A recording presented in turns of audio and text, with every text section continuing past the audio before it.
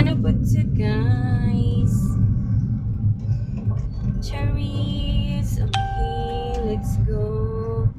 I'm going to SM City Butuan, guys. Actually, watin ko mas na may mas dito sa SM every Sunday ba ya? Na din naman ko magsimbahan.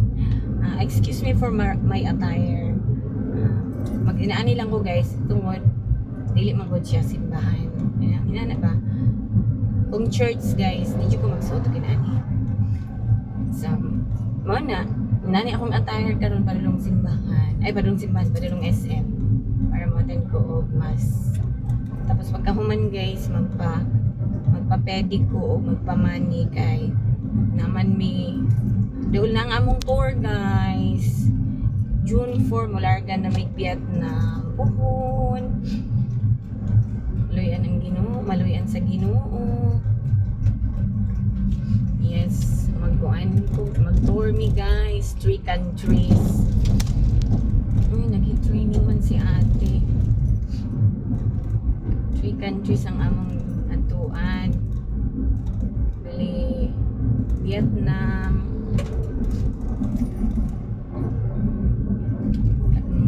Cambodia, and Thailand. Sa Cambodia, guys, nakita ni sa akong darling. Kaya akong darling, to anak karon sa Cambodia. Ito na siya sa Cambodia. Ato pa siya niabot May 21. Oo. Okay. As I have said, sa mga nangagin ako ng mga kuan, mga vlog or akong ibang post sa YouTube, mag-open siya dito ang restaurant. Yes, mag-open siya restaurant. Yun siya maybe first week sa June. Oo. So dili pod ko maka-attend sa opening niya kay Kampot is not included of my tour. So sa Cambodia, ay, sa pipi ra jud mi magkita, guys. Numpin ra jud mi magkita. Oo.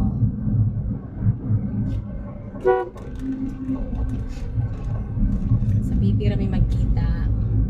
So maybe next tour na ako, makato na ko o Kampo. Kaya di man siya included sa akong tour. Na siya. Hinulog ako sa phone. Yes, kita na sa akong darling. Pero sa December, dili mi siya sa Philippines mag-Pasko buhon. Dali rami magkita sa PP, guys, kung ano, siguro mga one day and one night lang. Ano lang, 24 hours namin magkita. After last ba na mong uban atong September last year. Be September, October, November, December, January, March, April, May. After 8 months, magkita mi. 8 months. Yeah. Or 9 months. After 9 months, magkita mi. Yeah, isa ra ka adlaw. Pero sa December, dili man siya magpasko sa Philippines. Okay. Medyo na siya klaro, guys. Muuli mo. Anto man day siya og Cambodia. Wala lang unta ko ni appeal og tour. Pero gusto man niya nga mag-tour gid ko, guys. Kaya ro makaadto ko og Thailand. Okay, actually 2022 dapat akong Thailand magkita mi. Na-offload ko. Actually, it's not offload kay wa pa man ko ni adto og immigration. Check-in pa lang na wala na ko nadawat sa kuan. Sa PAL kay gadong 2022 kasagsagan man gud to sa kasagsagan siya sa pandemic niya. Ang akong gi-comply ng mga requirements lang for pandemic sa Thailand ra. Nya kay mo stop over man ko og Singapore, dapat din napong ko paper sa Singapore. And then wala man ko nya giingnan nga mag-process dai pug ko sa Singapore. Nya 1 week processing man lang sa Singapore. So dili na maapas. So wala, wa ko na dayon.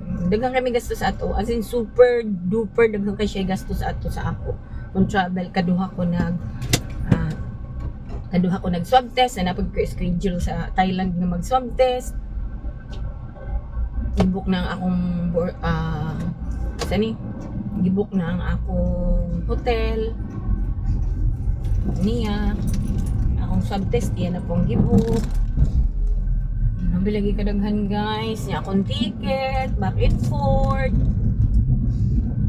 So sad. Muna nahitabo guys, it was really sad. Muna ang gusto niya makatrabaho sa Thailand, so go to Thailand. Muna among last stop.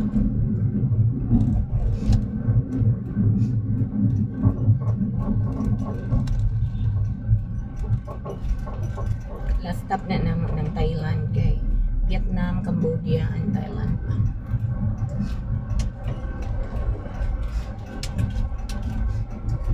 Okay.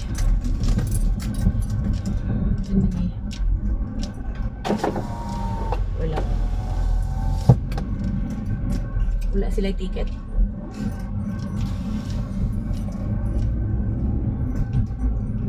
Wala ticket ang oh Lord. Grabe na ganda. 9 o'clock pa lang, grabe na kainit. Super init na guys. Grabe na kainit. Whew.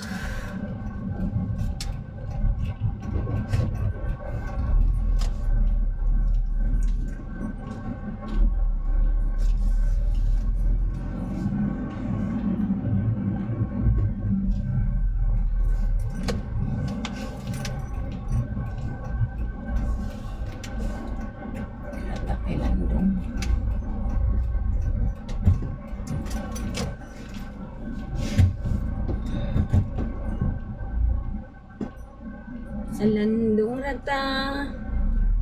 Okay. Ini mga punuan ba? Landong. So, I'm here na guys. So, alright, so bye-bye mga chup-chup.